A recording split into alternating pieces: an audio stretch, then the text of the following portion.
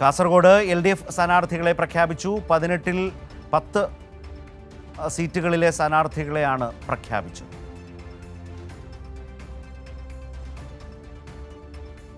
തെരഞ്ഞെടുപ്പിൽ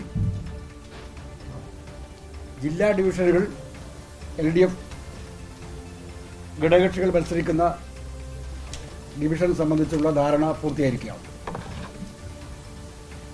ബ്ലോക്ക്, ഗ്രാമ, മുനിസിപ്പൽ വാർഡുകളിലും പൂർത്തിയായി കഴിഞ്ഞിട്ടുണ്ട്. ഇന്നലെ മുതൽ പഞ്ചായത്ത് കൺവെൻഷനുകൾ ആരംഭിച്ചിട്ടുണ്ട്. ജില്ലയിലാകെയുള്ള 18 ജില്ലാ ഡിവിഷനുകളിൽ CPM 10 ഡിവിഷനിലാണ് മത്സരിക്കുന്നത്. CPI 3 division, INL 2 division, Kerala Congress എമ്മും RJDയും NCPയും 1 വീതം ഡിവിഷനുകളിലും മത്സരിക്കും.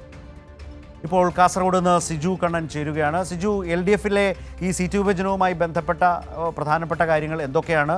ഒപ്പം മറ്റ് 2 മുന്നണികൾ UDFും NDAയും എവിടെ നിൽക്കുന്നു? എങ്ങനെയാണ് കാര്യം?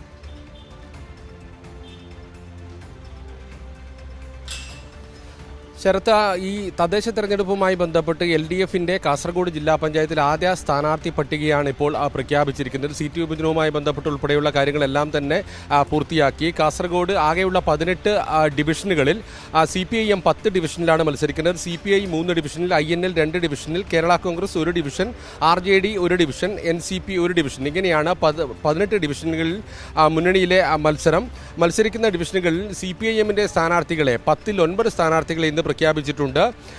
ഇതിൽ പ്രധാനപ്പെട്ട സ്ഥാനാർത്ഥി CPIMൻ്റെ കാസർഗോഡ് ജില്ലാ സെക്രട്ടേറിയറ്റ് അംഗം സാബു ഇബ്രഹാമാണ്.